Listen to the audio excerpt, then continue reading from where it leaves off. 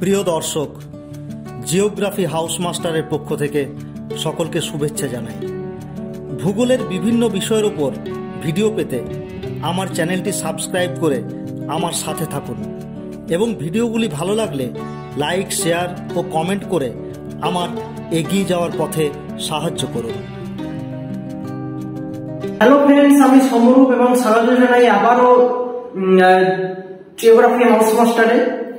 আমি আজকে খুব গুরুত্বপূর্ণ একটি বিষয়ে আলোচনা করব। সেটি হচ্ছে আমাদের যে ভারতবর্ষ, সেই ভারতবর্ষে কিন্তু সব অঞ্চলে জনসংখ্যার পরিমাণ কিন্তু সমান নয়।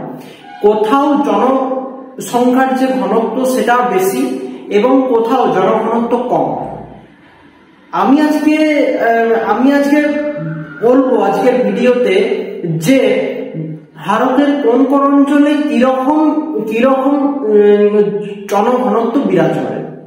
আমি সেটি বোঝাবার আগে একটা ভারতের আউটলাইন এঁকে নিচ্ছি।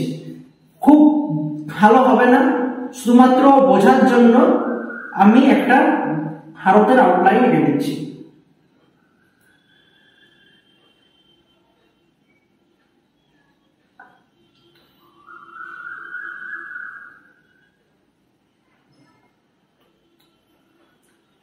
খুব ভালো হবে না,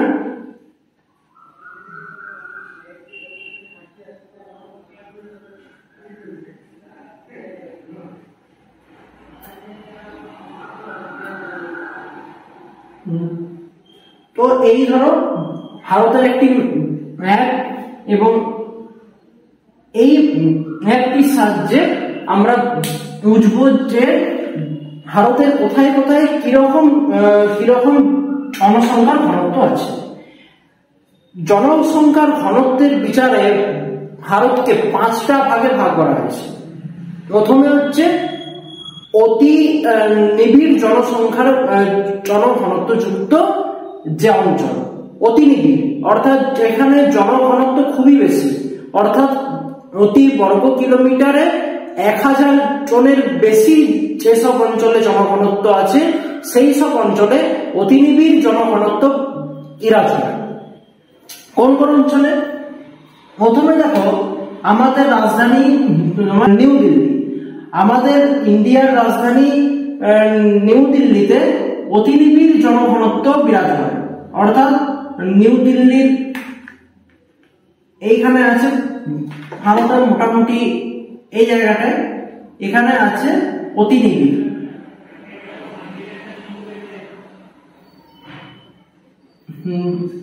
এছাড়াও আছে আমাদের চণ্ডীগড়ের কিছু অংশ, অর্থাৎ এইখানে চণ্ডীগড়ের কিছু অংশে অতি নিবিড় জনঘনত্ব বিরাজ করে।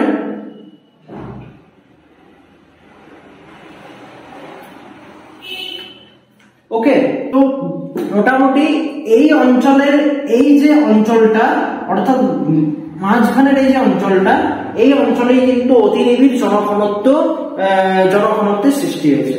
কারণ কি না, এই অঞ্চল হচ্ছে তোমার রাজধানী শহর নিউ দিল্লি অবস্থিত। আর এই অঞ্চলে যে প্রশাসনিক বা তোমার রাজনৈতিক যে সুযোগ সুবিধা সেগুলোও কিন্তু এই অঞ্চলে বিরাজ করছে। এছাড়াও বিখ্যাত ইউনিভার্সিটি, কলেজ এই অঞ্চলে কিন্তু আছে। তাই বাইরের থেকে অনেক ছাত্রছাত্রী এই অঞ্চলে এসে পড়াশোনা করে এবং এই অঞ্চলে বসবাস করতে শুরু করে। এছাড়াও অনেকে কি করে, তোমার চাকরি বাকরির জন্য অনেকে এই অঞ্চলে এসে বসবাস শুরু করে, স্থায়ী বা অস্থায়ী ভাবে। তাই স্বাভাবিকভাবেই কিন্তু এই অঞ্চলের জনঘনত্ব বেড়ে গেছে। এইবার আমি আলোচনা করব তোমার নিবিড় জনঘনত্ব যুক্ত দেশ। আগেরটা হলো অতি নিবিড়, এটা হচ্ছে শুধু নিবিড়। নিবিড় জনঘনত্ব হচ্ছে যেসব অঞ্চলের জনঘনত্ব 500 থেকে 1000 মধ্যে থাকে, অর্থাৎ প্রতি বর্গ কিলোমিটার এরিয়াতে 500 থেকে 1000 জনের কাছাকাছি মানুষ বসবাস করে। সেই সব অঞ্চলকে আমরা নিবিড় জনসংখ্যার মধ্যে ফেলতে পারি। যেমন আমাদের ওয়েস্ট বেঙ্গল, আমাদের ওয়েস্ট বেঙ্গল, এই অঞ্চলটা হচ্ছে নিবিড় জনসংখ্যা। তামিলনাড়ু কিন্তু নিবিড় জনসংখ্যা। ওকে, বিহার,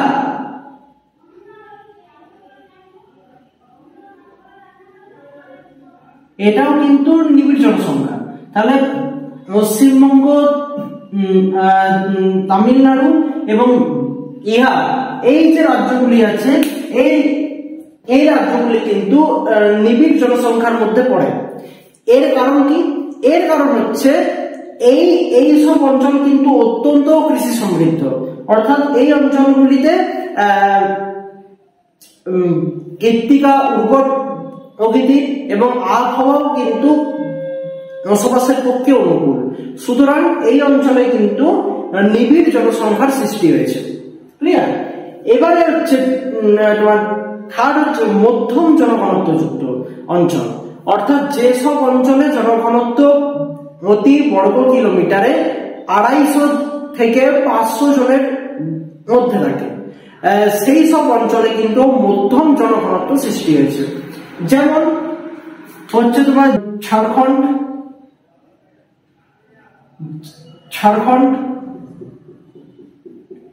উড়িষ্যা, আচ্ছা এখানে হচ্ছে তোমার ছত্তিশগড়, এইখানে আসাম,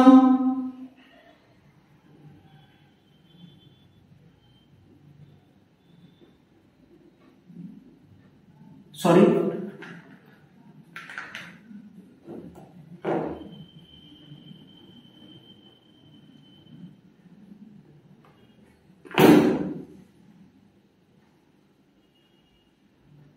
এইখানে আসাম, এই সাইডে গুজরাট, ওকে, এই সাইডে হচ্ছে মহারাষ্ট্র,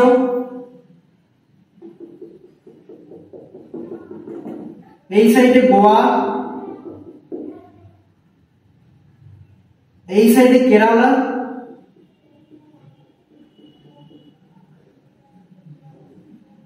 আর কর্ণাটক, অন্ধ্রপ্রদেশ,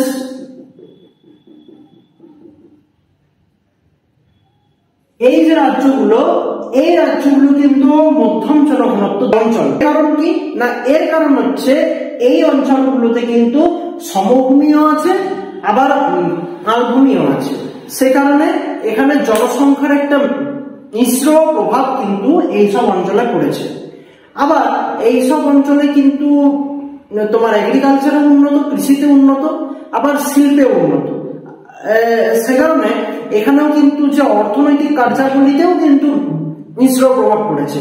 সে কারণে এই অঞ্চলে মধ্যম জনঘনত্বের সৃষ্টি হয়েছে।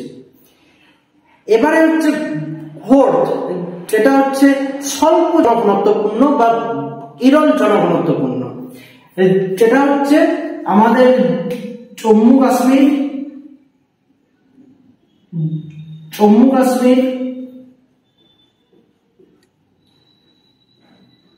হিমাচল প্রদেশ,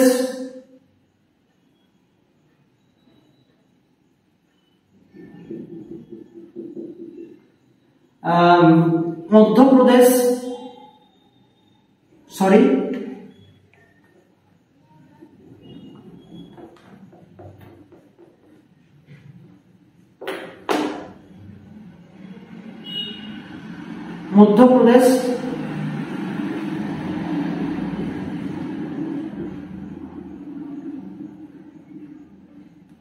উত্তরাখণ্ড,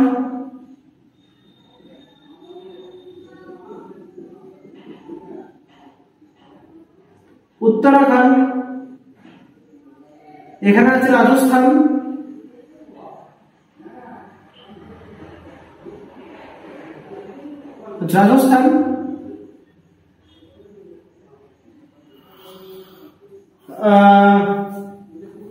এখানে আছে মণিপুর, নাগাল্যান্ড, ত্রিপুরা, এগুলো কিন্তু সবই হচ্ছে স্বল্প বা বিরল জনঘনত্ব।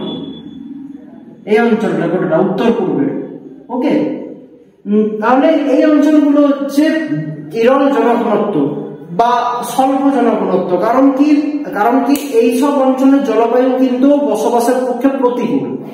এখানে আছে রাজস্থানের যে মরু অঞ্চল, সেটা কিন্তু অতি শুষ্ক এবং উষ্ণ জলবায়ু বিরাজ করে, 1 নাম্বার। সেকেন্ড হচ্ছে জম্মু কাশ্মীর, হিমাচল প্রদেশ, উত্তরাখণ্ড, এইসব রাজ্যের কিন্তু জলবায়ু আবার অতি শীতল। সেই কারণে এইসব অঞ্চল কিন্তু বিরল জনঘনত্বপূর্ণ। আর এইখানে যে উত্তর পূর্বের যে রাজ্যগুলি, এই রাজ্যগুলি কিন্তু শিক্ষা, শিল্প ইত্যাদি দিক থেকে অনেকটাই পিছিয়ে। সুতরাং এইসব অঞ্চলে কিন্তু বিরল জনঘনত্বের সৃষ্টি হয়েছে। বিরল জনঘনত্বের জনসংখ্যা হচ্ছে প্রতি বর্গ কিলোমিটারে 100 থেকে 250 মধ্যে। এবার হচ্ছে অতি বিরল, যেখানে প্রতি বর্গ কিলোমিটারে 100 জনেরও কম মানুষ বসবাস করে, একদম কম। আমাদের কান্ট্রিতে অর্থাৎ ভারতবর্ষে এইরকম রাজ্য আছে একমাত্র সিকিম। এই সিকিম আর আছে অরুণাচল প্রদেশ, এইরকম রাজ্যের অন্তর্ভুক্ত, যেখানে অতি বিরল জনঘনত্বের সৃষ্টি হয়েছে। অর্থাৎ এইসব সিকিম এবং অরুণাচলে 100 জনেরও কম মানুষ বসবাস করে। এর কারণ কি না, এইসব অঞ্চল অত্যন্ত বন্ধুর, জলবায়ু অত্যন্ত প্রতিকূল, যানবাহন যোগাযোগ ব্যবস্থা একদমই ভালো নয়, শিল্প কৃষিকাজ কিছুই ভালো হয় না, পাহাড়ি ভূমি হওয়ায় এই অঞ্চলের জলবায়ু কিন্তু অতি শীতল এবং খুবই কষ্টকর। তাই এই অঞ্চলে কিন্তু মানুষ বসবাস করে না। তো এই গেল আমাদের আজকে বিষয়, ভারতের কোন কোন অঞ্চলে জনঘনত্ব কিরকম, সেইটা আমি আজকে আলোচনা করলাম। আশা করি ভিডিওটি ভালো লেগেছে। সাক্ষাৎ হবে আবার পরবর্তী ভিডিওতে। ততদিন সবাই ভালো থেকো এবং সুস্থ থেকো। নমস্কার।